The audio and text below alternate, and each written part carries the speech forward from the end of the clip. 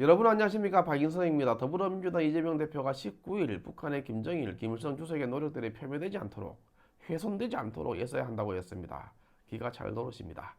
이재명 대표는 이날 국회에서 열린 민주당 최고위원회 회의에서 적대 행위를 중단해야 한다면서 이같이 말한 것으로 알려지고 있습니다.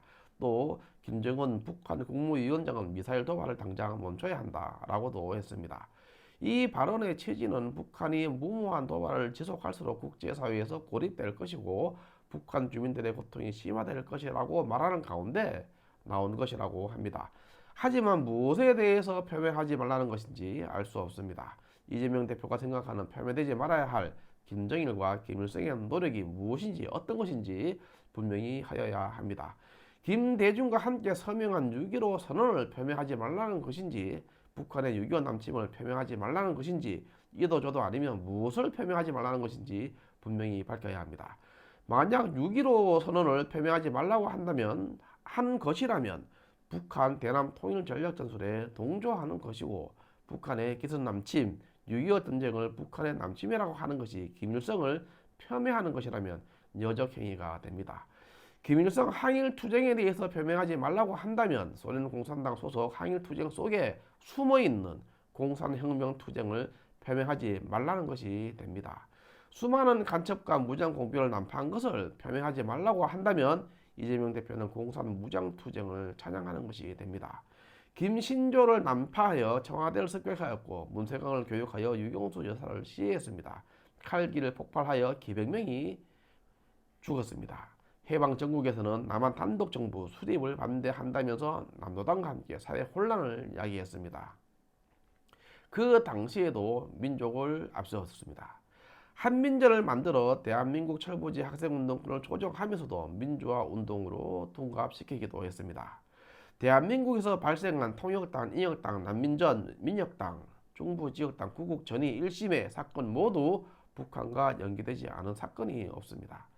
이런 짓을 저지른 김일성, 김정일, 김정은 3대 세습 북한 공산 집단을 비판하면 안 되는 이유가 무엇인지 이재명 대표는 답해야 합니다. 무엇을 표명하지 말라는 것인지 명확히 하여야 합니다. 무슨 안드로메다급 암호문 같기도 합니다. 북한과 교신하는 암호 같은 생각이 들기도 합니다. 밑도 끝도 없는 폄훼 금지 선언을 국민들은 어떻게 생각할지 생각해 봤는지 모르겠습니다. 그런 고민의 흔적을 찾아볼 수도 없습니다. 북한 김일성 세 부자를 찬양하는 것인지 그 권력이 부러운 것인지 알 수 없습니다. 이재명 대표 발언 가운데 폄훼 금지 발언 근거를 억지로 찾아보자면은 한반도 평화가 흔들리고 있다. 북한이 민족 관계까지 부정하면서 대한민국을 불변의 주적으로 규정하고 있다는 것에서 힌트를 얻을 수 있습니다. 또 윤석열 대통령도 이를 맞받아서 몇 배로 응징하겠다고 맞서고 있다는 것, 이러다가 진짜 전쟁 나는 것 아니냐는 국민들의 걱정이 커지고 있다는 발언을 보면 평화를 말하는 것 같습니다.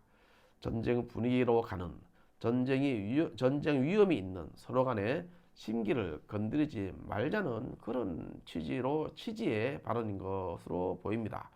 그 근거로 미국 안보 전문가들이 한반도 전쟁 가능성을 거론하고 있다고 한 것이 바로 그것입니다.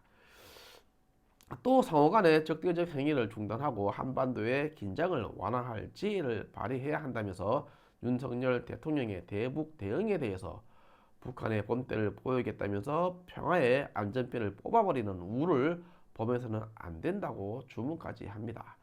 싸워서 이기는 것 기본적으로 필요하지만 싸우지 않아야 한다며 평화를 유지하는 것이 진짜 실력이고 진정으로 국가와 국민을 위한 대통령의 책무라는 사실을 직시하기 바란다라고 했습니다.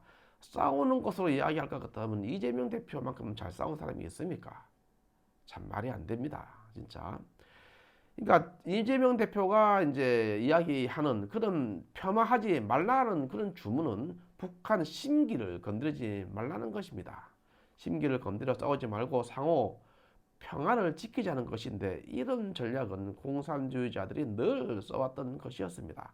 평화, 민주, 통일, 평화, 민주, 평등, 자주, 통일, 반미, 반제, 그리고 마지막은 투쟁이었습니다.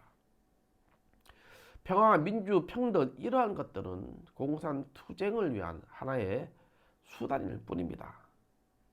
그동안 공산주의자들은 그렇게 해왔습니다. 평화, 민주, 평등, 자유 등 이런 용어들은 공산주의자들은 공산혁명 투쟁을 위해 아까도 제가 말씀드렸지만 도구로 사용을 합니다. 이재명 대표는 무슨 목적으로 위와 같은 용어를 사용하는지 정말이지 궁금합니다. 이재명 대표에게 필요한 것은 평화를 지금 이야기할 것이 아니라고 봅니다. 먼저 해야 될 것은 가족 간의 평화가 우선입니다.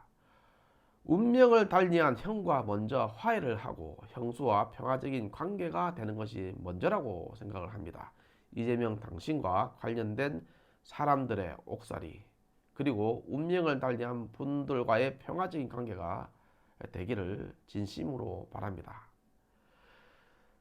죽은 사람들을 모른다면서 바로 측근을 모른다면서 그분들을 폄하하지 말기를 바랍니다. 마치겠습니다. 감사합니다.